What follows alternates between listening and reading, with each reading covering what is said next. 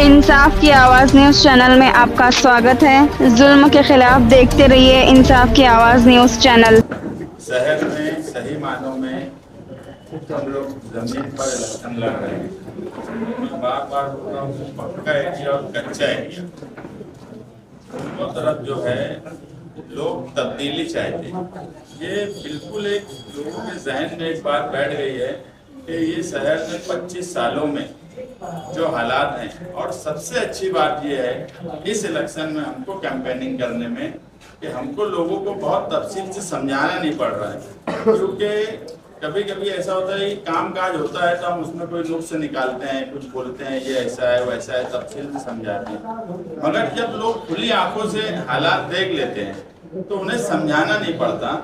इसीलिए लोग तब्दीली की तरफ जाना चाहते हैं, और तब्दीली के नाम पर जो है शहर को एक ऐसा नुमाइंदा चाहिए जो पढ़ा लिखा हो, जिसे मराठी आती हो, जिसे एडमिनिस्ट्रेशन का काम समझता हो, जो फिरका परस्तों से लड़ सकता हो, जो शहर में डेवलपमेंट और उसके ताल्लुक से एक नई सोच के साथ आ सकता है। ऐसा नुमाइंदा शहर को चाहिए। इसलिए लोग बड़ी तादाद में समाजवादी की हिमायत कर रहे हैं। मैं रिजवान भाई बैटरी वाले का शुक्रिया अदा करता हूँ और वेलफेयर पार्टी का भी शुक्रिया अदा करता हूँ कि इन्होंने हमारी हिमायत दी। और सियासत और मैथमेटिक्स ये दो एक अलग अलग उसूल है। मैथमेटिक्स में 1 + 1 2 होता, 1 + 1 2 होगा, मगर सियासत में कभी कभी दो ऐसे लोग मिलते जो 1 + 1 11 होता। और वैसे ही रिजवान भाई बैटरी डालने और मैं सियासत में 1 + 1 11 है, 2 नहीं है। तो जो सियासत का आंकड़ा है वो मैथमेटिक्स के तौर पर नहीं देखा जा सकता कि किसको कितनी वोट मिली, किसको कब कितनी वोट मिली। दो लोगों का मिलना और उससे जो माहौल क्रिएट होता वही असल में सियासत का इलेक्शन है, और उसी तर्ज पे इलेक्शन होता है। और आप देख रहे होंगे कि बड़ी तादाद जो है शहर के सरकर्ता अफराद, और मैं तो ये कहूँगा कि जो लोग ऐलान में बोल रहे हैं कि हमारा स्टेज देखो, उनको बोलना पड़ रहा है शहर हमारा स्टेज देख रही है कि हमारा स्टेज क्या है और दूसरों का स्टेज क्या है। ये वाज़े फर्क है, और इस शहर में तब्दीली इंशाल्लाह आएंगी। और 23 तारीख को मैं दावे से बोलता हूँ, 23 तारीख को इस शहर को एक नया नुमाइंदा मिलेगा जो MBA है, मास्टर ऑफ बिजनेस एडमिनिस्ट्रेशन, जो कि LLB है, जो सियासत पॉलिटिक्स से सियासत की हुई, ये सब तालीम है। अब इससे हटकर अगर मैं बोलूँ तो सियासत उनके खून में है।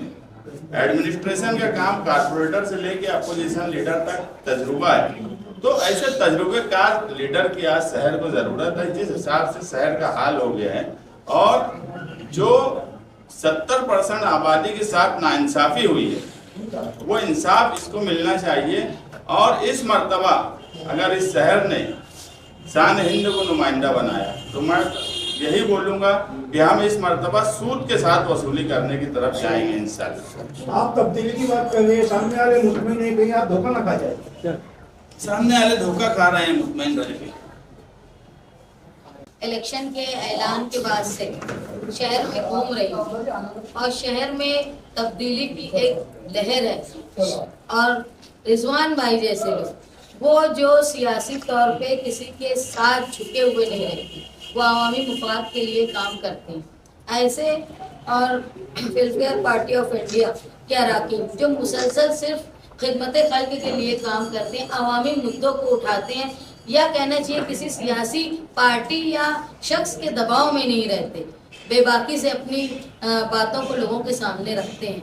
आज इनका हमारे साथ हिमायत करना इस बात की जामिन है कि शहर तब्दीली की तरफ जा रहा है।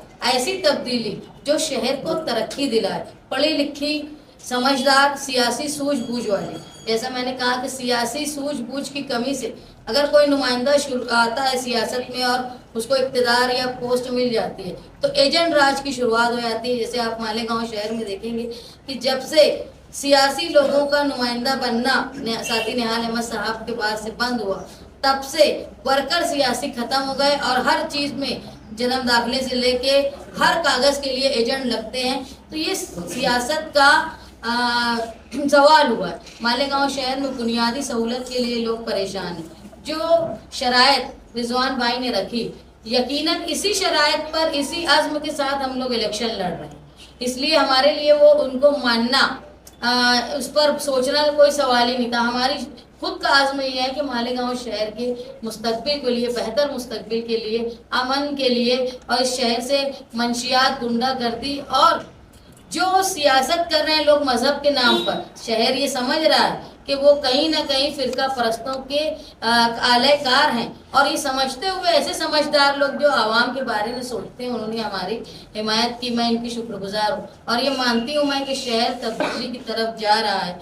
मैं जब अभी आप लोगों के पास प्रेस कॉन्फ्रेंस के लिए आने लगी इनके पैगाम के बाद, तो रास्ते में मुझे शादी से निकलते हुए कई ख़वातीन ने रोका और मुझे कहा कि आप हिम्मत मत हारना, हम आपके साथ हैं। कई नौजवान लड़कियों ने कहा कि हम आप पर फ़ख्र महसूस करते हैं। तो ये सब मेरे लिए एक फ़ख्र है, दुआ का सहरा है जो शहर उम्मीदें लगाया है। इंशाअल्लाह ये तब्दीली की लहर जो है ये मालेगांव शहर में बेहतर नतीजे लाकर 23 तारीख को शहर को कामयाबी की तरफ, तरक्की की तरफ ले जाएगी, ये मैं आपसे वादा करती हूँ। आपके मुखालिफ की तरफ से बात आई थी क्या वोट तकसीम, वोट कटवा?